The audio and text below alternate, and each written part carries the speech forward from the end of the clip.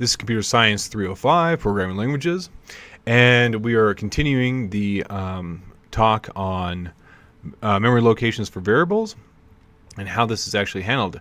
And so we've talked so far about activation-specific variables like local variables and what these actually are.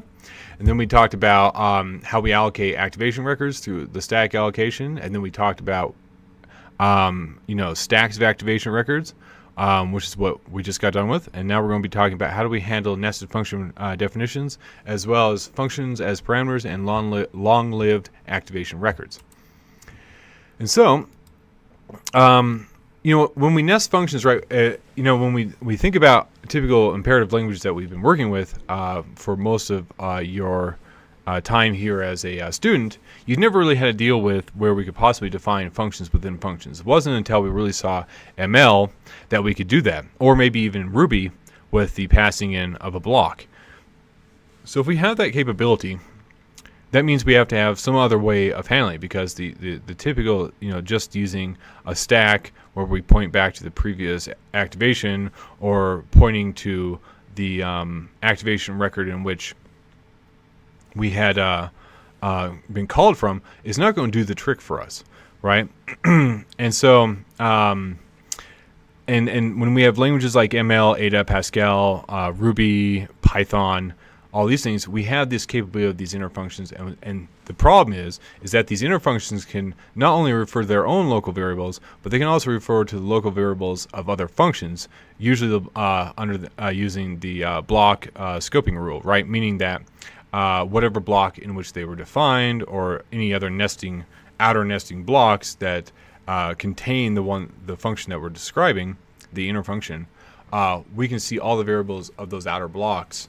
And we have to be able to handle that when we are starting to talk about how the activation record itself. So think about this, right? This is quicksort, our favorite sorting mechanism. And we have this variable pivot that was defined as part of the second pattern for quicksort, which is the head of the list that we're going to sort, right? And so we have this inner function split, and split is going to say we're going to split the list such that pivot is the middle value between the two lists, and then we're going, and then we have to, anything we move anything below and above that as necessary. Well, the problem is pivot's defined outside of this function, but we're still going to use it within that function. Well, how are we going to handle that? Well, there's many possible ways we can do it. The easiest problem would be that we have a link back to the outer block, right? But this becomes even more difficult because split, as we saw before, split calls itself, right? Yeah, right here. Split is a recursive function, and meaning that not only is it's going to have a stack, so split has a activation record stack, as well as, and each one of those has to have access back to the original calling housing block or function. So that becomes a problem, right? So how can an activation of the inner function split find the activation record of the outer function when we also have to take into account that split itself is a recursively called function? So we can deal with that, because if we look at this, right, this is the stack for activation records, right? This is the current activation record of split, right? Damn it. So we have a split activation, another split activation, right? The one that called that one. And then it goes all the way back down to the quicksort activation. Well, the problem is how do we get access to pivot, which is defined over here in quicksort, over here in the most recent activation of split? Well, we do that by having simply a nesting link, right? An inner function must be able to find the address of the most recent activation for the outer function. So, and then we keep that nesting link in the inner function's activation record. So we're to look at this, right? We extend the split activation records to include a link back to the most recent activation of the calling function quicksort. So pretty simple, right? So now it's just more of a tree style, or I would say a graph, rather than a simple linked structure stack, right? Which is what we had previously. I don't know why it keeps doing that. Now, right, the question is, how do we set the nesting link, right? So if there's only one nesting level, right, the outer function's nesting link is just null. And then the outer to inner is we set the nesting link as same as the caller's activation record. And then we call from inner to inner, then we just say the nesting link is just the same across all those. Unfortunately, if we have a function defined within a function defined within a function ad infinitum, we know that this is not going to necessarily handle that problem because we have the capability to see all the variables all the way up that nesting line. So we have to come up with an observation here. So if we have multiple levels of nesting, right? We have 3 functions, each nested within the other one. So function 3 is nested in function 2, which is nested in function 1. So 3 is nested in all of them. We know that. God damn it. We know that.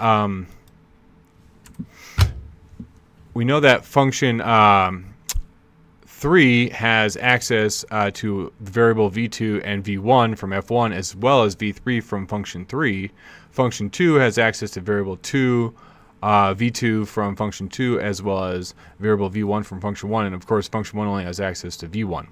So now we know that any references at the same level, f1 and v1, f2, v2, and f3, v3, just use their current activation record. They don't have to look anywhere else. But references n nesting levels away, so F3 back to F1, right, and not including all the potential activations of F3 or F2, have access to chain all the way back through the nesting links, right? So let's take a look how this works. And so that would basically say that for any activation of F3, it would point back to F2, but if it can't find the variable there, it will look and use F2's nesting link back to F1 to see if the variable is there. And it'll do that until it reaches a nesting link of null. Now, the problem here is that references from inner functions to variables and outer ones, right? That's what we just talked about. So nesting links and activation records is shown. Displays, right? So nesting links not in the activation records, but collected in a single static array. So now this is another choice. We just talked about nesting links. We have the other capability where we sit there and say, well, instead of doing that, what we could do is we can construct another array of just all the variables compacted. That way, you can just point to this single static array as necessary. Finally, there's lambda lifting. So you have problem references are replaced by references to new hidden parameters. We're not going to really talk about that, but it is. I would suggest looking that up. That is, and find out more about that if you're interested. Next, we move on to functions as parameters. So functions as parameters, right? This is when we essentially have the capability to pass a function as a parameter, and then, for example, in languages like ML. Ruby with the passing of blocks, we're passing these things in and then they can be used. Well, the problem is like, what does that mean, right? One question is, what does that mean? Where's that code? Because we know we have to pass the code that we're actually executing. So the question is, do we pass the actual code, the source code? Do we pass the compiled version? Is it just a simple pointer to the code in memory? Or is it some implementation in another form, right? So these are questions that we have to answer if we're designing the language system. And sometimes for certain languages, even more will be required, and we'll talk about that for specifically ML. So let's say we have this function written in ML called add x to all, right? So it takes in 2 parameters, x and a list, right? So the whole goal of this is it's going to walk the list and add x to each value in that list, right? Now, inside of this, we define a function, a let block, with a function addX that takes in a single parameter y, and then what it's going to do is it's going to return the value of y plus x, right? So the inner function has access to the outer function's variable x, as well as its own variable y. And then what we're going to do is we're going to use map, and we're going to query the function addX. We're going to apply the function addX to the list, right? The incoming list. The issue here is this function adds x to each element of the list, as mentioned, right? But the thing here is it's calling map, and map calls add x, and add x refers to a variable x, and add x to all's activation record. So the issue here is how is this even possible, right? So we have to take a look at this. Now we think about this using nesting links. So when map calls add x, the question becomes, what nesting link will add x be given? Obviously not map's activation record, because add x is not nested inside map, so that doesn't make any sense. And we know that's not map's nesting link, right? Because map is not nested inside anything. Map's its own defined function outside of the scope of what we're looking at. So then we need to figure out how we're going to do this, right? To make this work, the parameter to add x, the parameter add x, which is the function passed to map, must include the nesting link to use when add x itself is called. And so we know that this is not only for parameters. This could be for any. This can include when we query functions, because functional languages allow many more kinds of operations on function values, right? So we can pass functions as parameters. We can return a function from a function. We can construct a function by expression, right? That was like the fny rocket y plus x, as we see below. And furthermore, function values include both parts. Not only do they include both the call, the code necessary to make the call, right, as well as the nesting link to use when calling it. So as we see here, we have the code, right, the fny, which returns y plus x, and then we have the box there, and that box is the nesting link that we're going to use.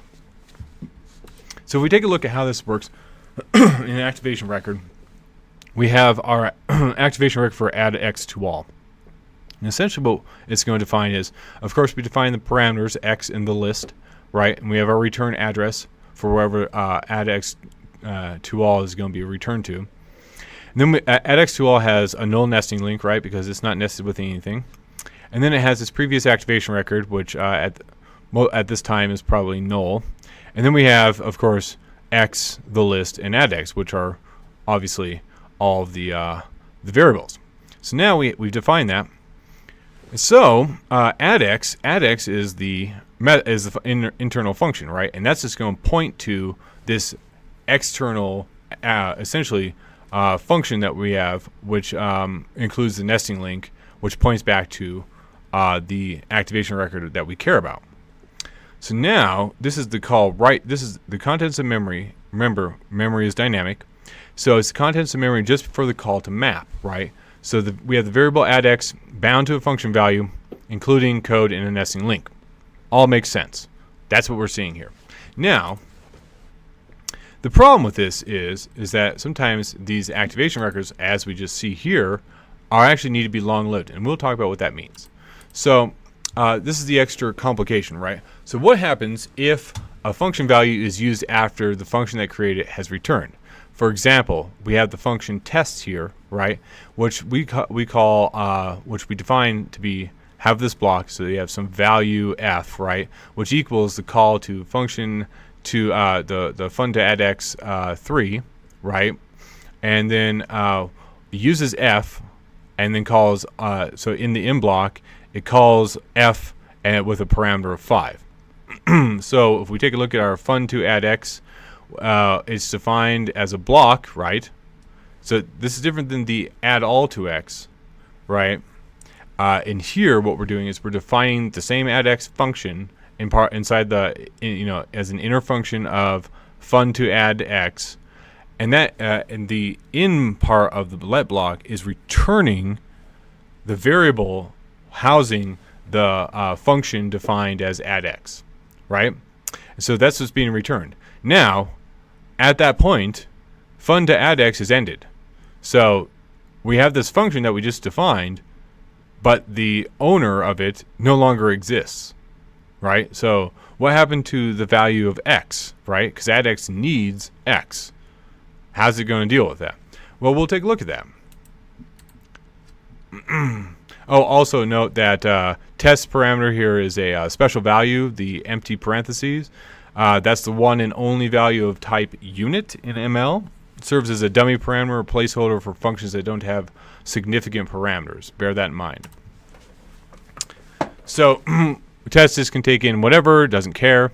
As we see here, so we have the current activation record. It points to our fun to add X, right? And if we go all the way through all that, it defines the function down below in the oval, right, with the code to execute the function as well as the nesting parameter.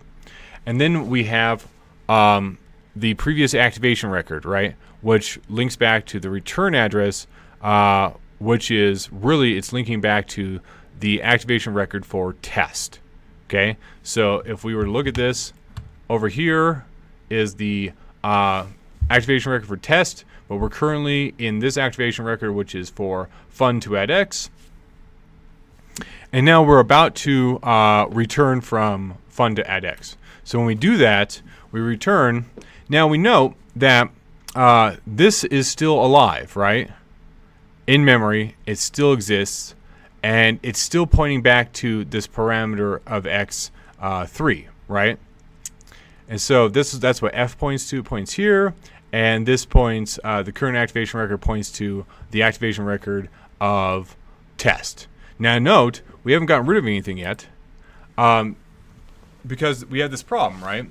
Test calls F, which is the function used, and that function will use this nesting link to access X. That is a link to an activation record for the activation that's already finished, right? If we go back and look at that, we can see that this activation is no longer executing.